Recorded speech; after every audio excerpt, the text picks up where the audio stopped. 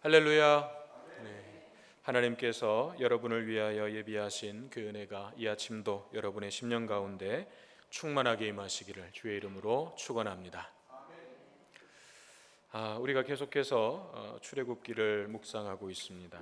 하나님께서 이제 드디어 출애굽이라고 하는 그 구원의 역사를 이루시기 위해서 모세라고 하는 사람을 준비시키셨죠. 모세는 그 하나님의 세밀한 섭리 가운데서 애굽 공주의 양자로 들어가게 되었습니다. 그리고 애굽의 왕궁에서 40년 동안 애굽의 모든 문화와 또 당대 최고의 학문을 배우고 지도자로서 여러 소양들을 훈련받으면서 그렇게 성장하게 됩니다.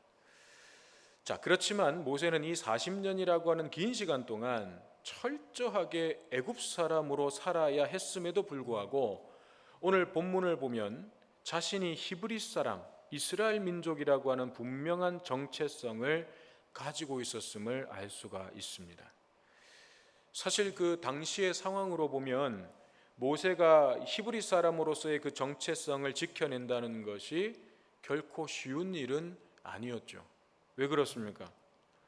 당시 이스라엘 민족은 애굽의 노예였고 사람 취급을 못 받았습니다. 그저 소나 말이나 낙타처럼 그렇게 가축 취급을 받았죠. 그렇다면 모세의 입장에서는 애굽 사람, 그것도 지금 그의 신분이 뭐예요? 애굽 왕자의 신분으로 사는 게 훨씬 나은 거죠. 내가 굳이 히브리 사람으로 살아갈 이유가 없습니다. 일제강점기 때 우리나라도 그러지 않았습니까? 조선 사람으로 살아가는 것보다 일본 사람으로 살아가는 것이 훨씬 더, 그렇게 살아가면서 부귀영화 누리는 것이 훨씬 더 낫다고 생각하고 그렇게 살았던 친일파들이 있지 않습니까? 그런데 모세가 히브리 사람, 이스라엘이라고 하는 정체성을 잃지 않고 성장할 수 있었던 이유가 무엇이었을까 하는 거예요. 성경에 기록된 것은 아니지만 첫 번째는 두말할 것도 없이 하나님의 은혜였죠. 하나님께서 그를 돌보시고 지키셨기 때문이었습니다. 두 번째는 이렇게 생각해 볼 수 있어요. 어머니 요게벳이 모세가 이제 젖을 먹는 동안에는 품에 안고 있었죠. 히브리 민족은 아이들의 젖을 늦으면 3살, 4살까지 젖을 먹이면서 키웠어요. 그러니까 그때까지 키우면서 얼마나 기도하면서 키웠겠습니까? 뿐만 아니라 그렇게 젖을 떼고 난 다음에는 이제 왕궁으로 들여보냈거든요. 그 뒤에도 아마 유모로서 궁을 계속해서 출입할 수 있었을 것이고 그런 그 상황 속에서 모세에게 모세의 뿌리를 가르치고 또 그가 하나님의 언약 백성이라는 것을 계속해서 이 친엄마 요게벳이 일깨워 주었을 것으로 볼 수 있는 거죠. 그런 과정을 통해서 모세는 애굽 문화의 그 심장부였던 왕궁 안에서 자라났지만 히브리 사람이라고 하는 자신의 뿌리와 자신이 하나님의 언약 백성이라고 하는 이 정체성을 놓치지 않고 살아갈 수가 있었던 것입니다. 그렇게 장성한 모세가 오늘날 이제 이스라엘 백성들이 고된 노동을 하는 모습을 보게 됐어요. 물론 이날 처음 나가서 그 광경을 처음 목격한 건 아니었을 거예요. 그렇지만 오늘 본문 11절에서 한 번은 자기 형제들에게 나가서 그들이 고되게 노동하는 것을 보더니 라고 이 한 말은 모세가 어떤 의도를 가지고 나갔다는 거예요.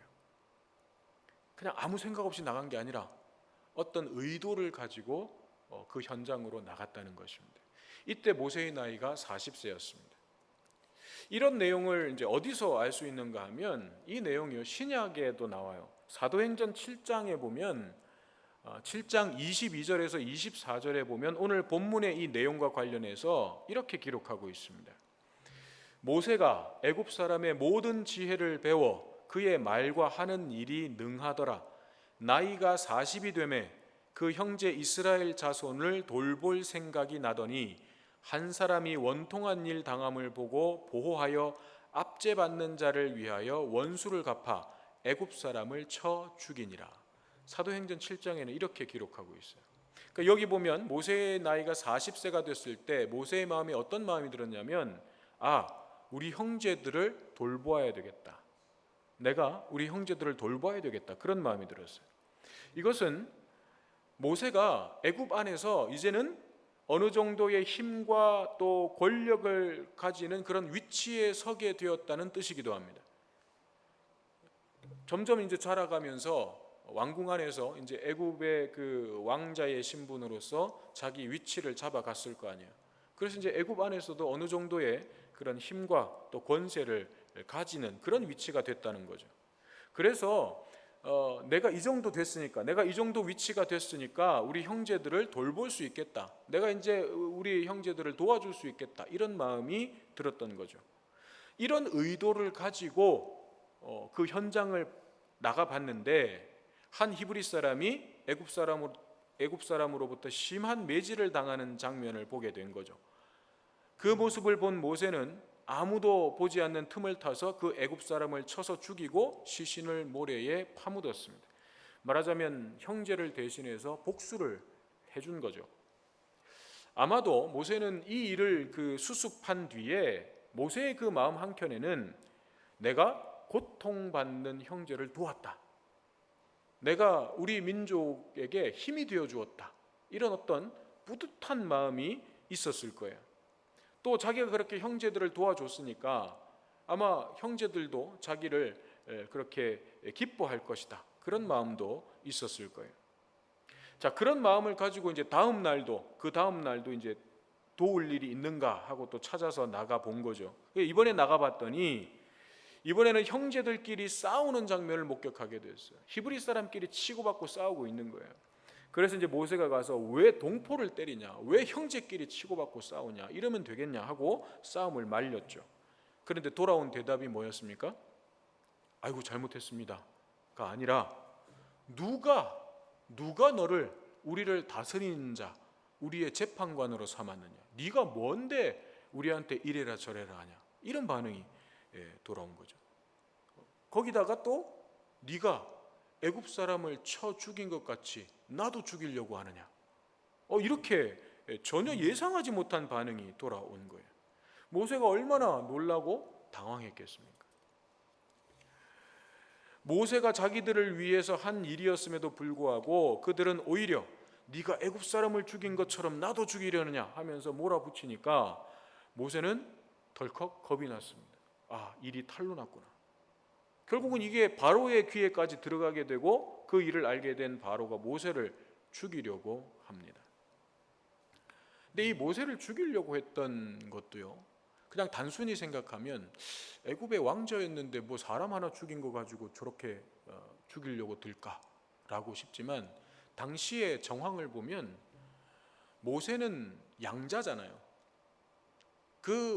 이 애굽의 왕궁 안에서 이 권자를 향한 권력 암투가 치열합니다. 그러니까 무슨 꼬투리를 잡아서라도 내쳐야 되는 거예요.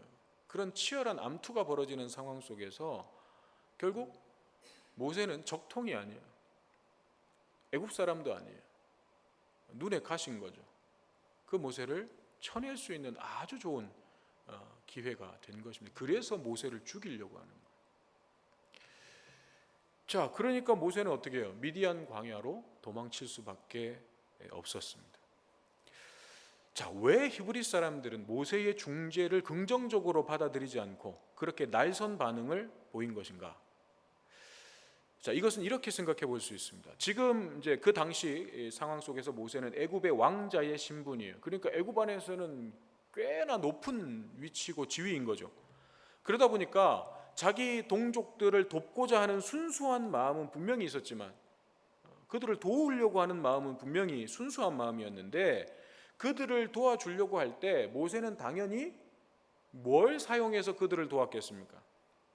당연히 자기가 가지고 있는 힘과 권세와 능력 가지고 그들을 도와주려고 했을 거죠. 그리고 형제들에게는 그것이 자기들 위해 모세가 군림하려는 것처럼 그렇게 비춰졌던 거예요.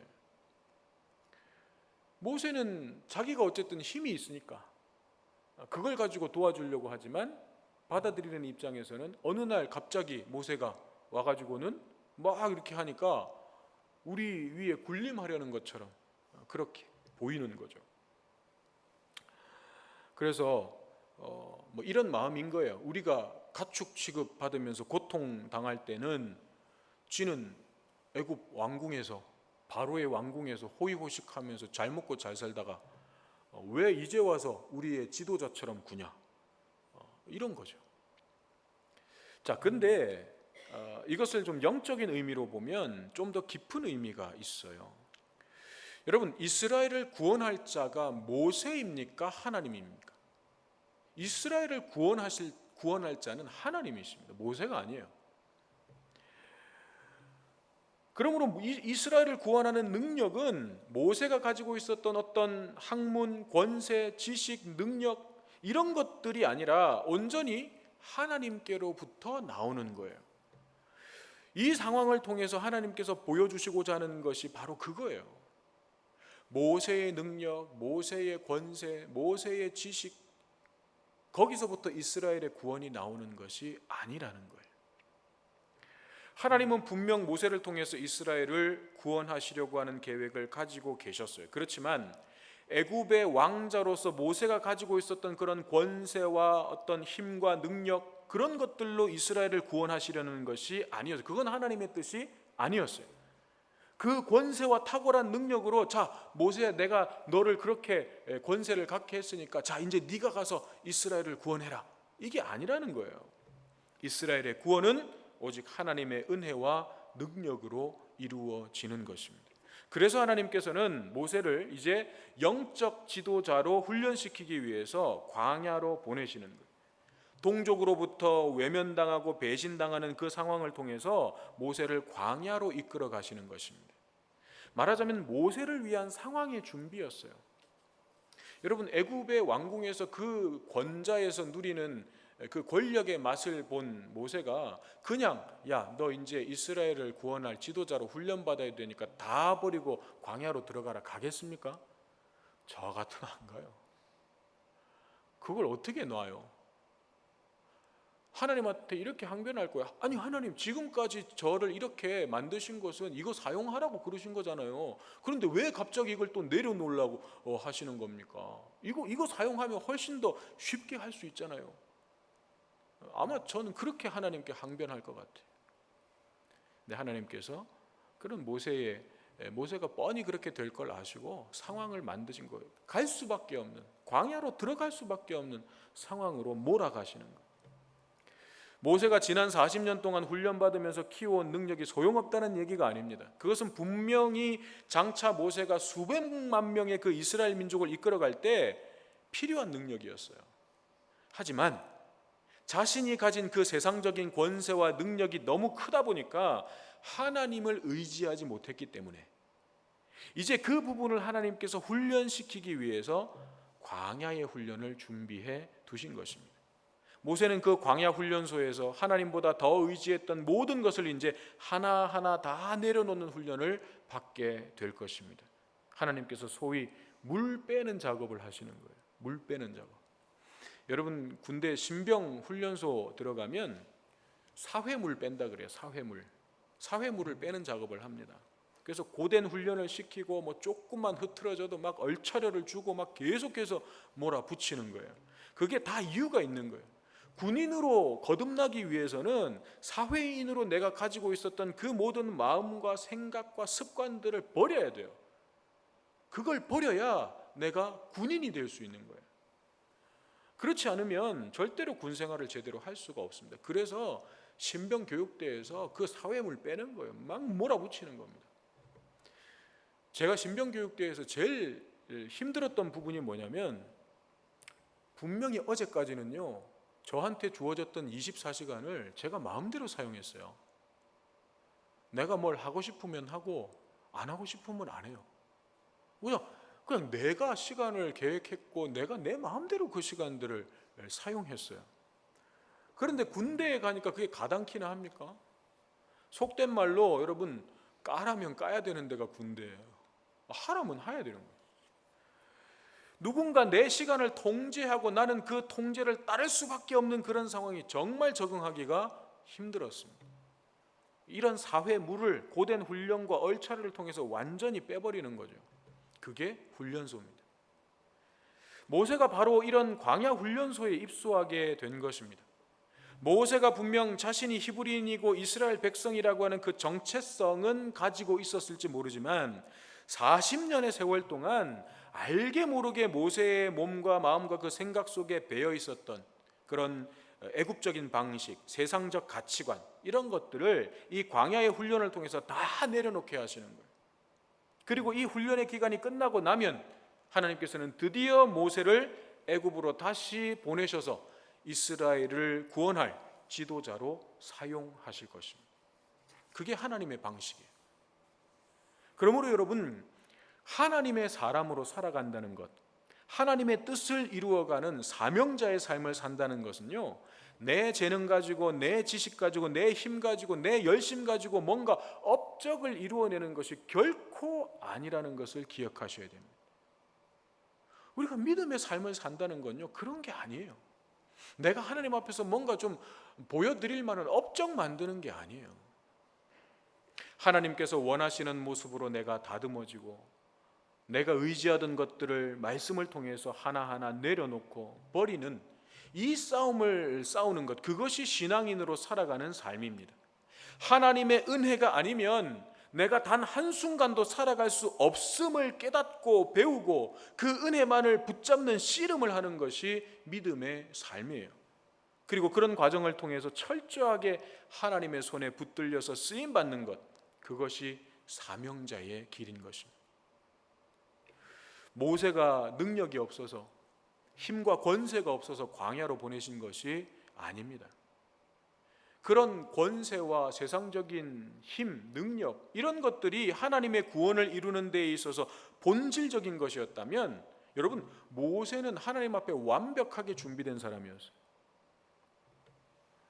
그러나 오히려 그런 것들을 의지해서 이스라엘 백성들을 자기 나름대로 구원해 주려고 했기 때문에 하나님은 모세를 광야로 보내시는 거예요. 내가 아무리 뛰어난 재능이 있다고 해도 그것이 하나님의 손에 붙들려지지 않는다면 그건 무용지물이에요. 그건 아무 쓸모 없어요. 반대로 내가 아무리 재능이 없고 가진 것 없다고 해도, 여러분, 예수님의 손에 보리떡 5개와 물고기 2마리 그거 맡겨드렸던 그 순종만 있으면 그 적은 것이 놀라운 하나님의 역사를 이루어내는 도구가 된다는 것입니다. 이것이 하나님께서 하나님의 역사를 만들어 가시는 방식이에요. 우리는 이 하나님의 방식에 철저하게 순종해야 되는 거예요. 그래야 하나님의 뜻이 이루어져 가는 거예요. 그렇지 않으면 우리는 계속해서 세상적인 방식에 쫓아가는 거예요. 그래서 이것도 있어야 되고 저것도 있어야 되고 이래야 되고 저래야 되고, 그런 것들이 갖추어져야 내가 뭔가를 할 수 있다고 생각하고, 또 그런 것들이 생겼을 때 내 열심과 막 내 의의를 가지고 업적을 이루려고 하는 거예요. 그건 하나님의 뜻이 이루어지는 것이 아니라, 모양새는 하나님의 이름, 하나님의 영광이라고 하는 그 모양새를 갖췄다고 하더라도 그건 하나님의 뜻은 아닌 거예요. 그건 내 뜻이지, 내 욕심이지. 그건 하나님이 원하시는 것이 아니라는 거예요. 자, 그렇게 미디안 광야로 도망을 간 모세는 한 우물가에서 르우엘이라는 사람의 딸들이 공경에 처한 것을 도와줍니다. 그리고 그 일이 계기가 돼서 그 집에 들어가서 눌러 앉게 되죠. 이 르우엘이라고 하는 사람이 우리가 잘 알고 있는 모세의 장인 이드로 같은 사람입니다. 그런데 이름이 2개였던 거예요. 이 딸들이 양떼를 몰고 우물가에 와서 물 먹이려고 하는데 다른 목자들이 와서 막, 여자 목자들이니까 막 몰아내고 회방을 하고 그랬죠. 그걸 이제 모세가 도와준 거예요. 저는 그 본문을 묵상하면서 잠깐 그런 생각이 스쳐갔는데, 남자 목자였어도 도와줬을까? 7명의 여인들이 양떼를 몰고 와가지고 막 어려움을 당하니까 모세가 정의의 사도가 돼가지고 착 나가서 도와줬는데, 남자 목자가 와가지고 그렇게 어려움을 당했어도 가서 도와줬을까? 그런 생각 잠깐 해봤습니다. 아무튼 모세는 그 일이 계기가 돼서 그 집 들어가서 눌러 앉게 되고 그 딸들 중에서 십보라라고 하는 여인과 결혼을 하게 되죠.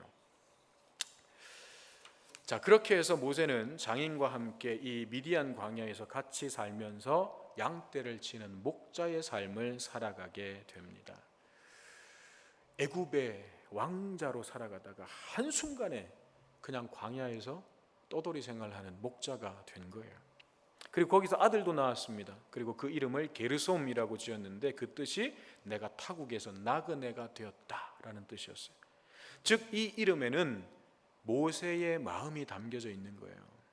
모든 것을 가졌었고 모든 것을 할 수 있었던 애굽 땅을 떠나서 이제는 아무것도 없는 빈 털터리에 아무것도 할 수 없는 무력한 상황 속으로 내동댕이 쳐진 자신의 신세를 이 아들의 이름 속에 담아 둔 거예요. 자, 그렇게 시작된 광야의 삶은요, 넉 달도 아니고 4년도 아니고 40년의 세월이 또 이어집니다. 그래서 모세의 인생을 40, 40, 40으로 나누잖아요.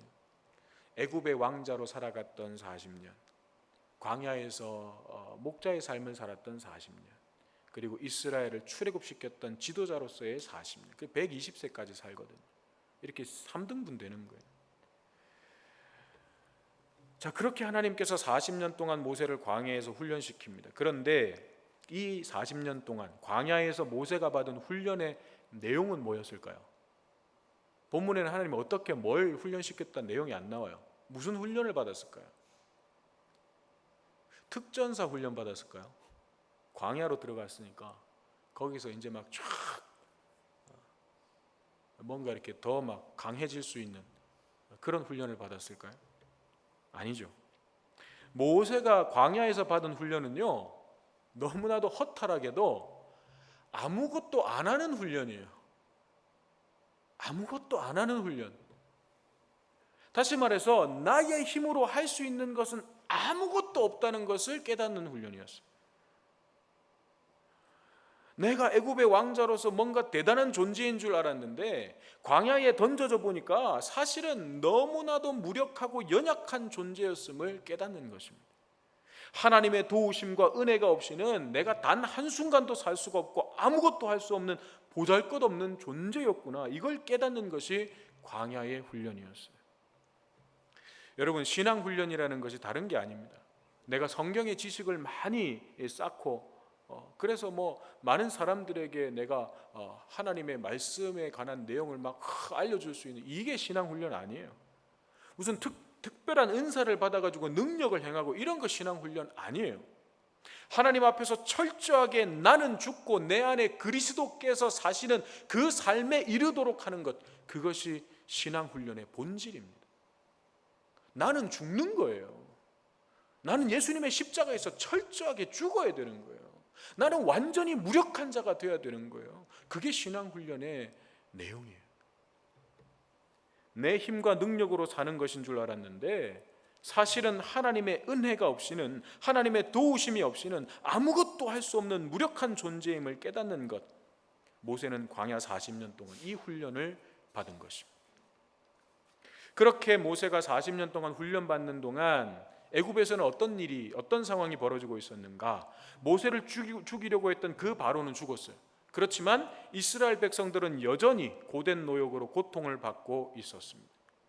그런데 그런 고난의 상황을 통해서 이제 어떤 일들이 거기서 일어나고 있냐면, 마침내 이스라엘 백성들이 하나님 앞에 엎드려서 탄식하며 부르짖기 시작한 거예요. 뭐라고 부르짖었겠습니까? 하나님, 우리를 구원해 주십시오. 이 애굽에서 나가게 해 주십시오. 이 노예살이에서 해방되게 해 주십시오. 그렇게 하나님께 부르짖었을 거예요. 그리고 그 부르짖음이 하나님께 상달되었고 하나님께서는 그 소리를 들으시고 아브라함과 이삭과 야곱에게 주셨던 그 언약을 기억하셨다라고 했습니다. 여러분, 그렇다고 이 내용이 마치 이스라엘 백성들이 부르짖지 않았으면 하나님께서 이스라엘 백성들을 돌보지 않으셨다, 그런 뜻은 아닙니다. 왜 이런 내용을 기록하고 계신 거예요? 이것이 바로 출애굽을 위한 상황의 준비였다는 거예요. 지난 주일에도 제가 잠깐 말씀드렸듯이 하나님께서 이스라엘 백성들이 고통받는 그 상황을 계속해서 그냥 내버려 두시고 방치해 두셨던 것은 고난이 주어지지 않으면 이스라엘 백성들이요 애굽에 눌러 앉아서 그들이 가야 할 약속의 땅을 기억하지 못해요. 그 땅으로 갈 생각을 하지 않을 것이 뻔하기 때문입니다. 모세도 마찬가지였고요.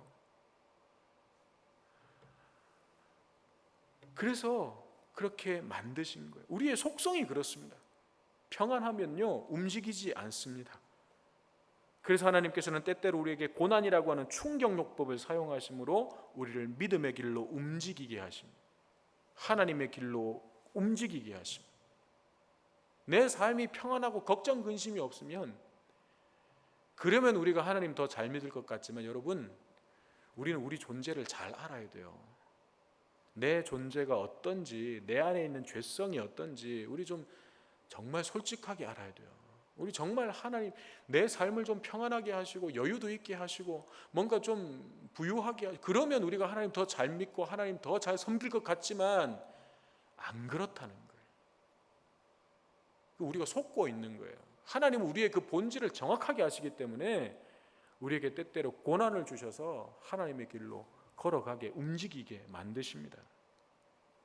1장에서 상황을 준비하신 하나님은 이제 2장에서 모세를 준비시켰습니다. 그리고 이제 모든 준비가 되었기 때문에 3장에 가면 하나님께서 모세를 불러서 사명을 주시고 구원의 역사를 시작하실 것입니다. 이 내용은 다음 주 이 시간에. 모세는 40년의 광야 훈련을 통해서 자신의 손에 쥐고 있던 것, 내가 딱 붙들고 있던 그 모든 것들을 내려놓고 빈손이 됐습니다. 이제는 모세의 손에 아무것도 없어요. 자기가 붙들고 있던 거 이제 아무것도 없어요. 그의 마음속에 가득 차 있었던 자기 의와 교만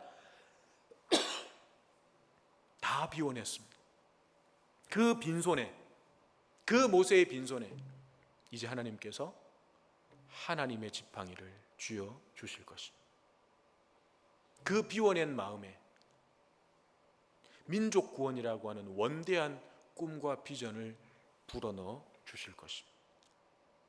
그 하나님께서 주시는 꿈을 향해서, 비전을 향해서 뜨거운 열정을 모세의 그 빈 가슴 속에 하나님께서 불어넣어 주실 것입니다. 모세를 다듬으시고 빚으셔서 하나님의 그 구원의 역사의 위대한 도구로 사용하셨던 하나님의 그 손길이 오늘 저와 여러분들을 붙드셔서 이 시대, 이 세대를 향한 하나님의 구원의 역사에 거룩한 도구로 쓰임받는 저와 여러분 되시기를 주님의 이름으로 축원합니다.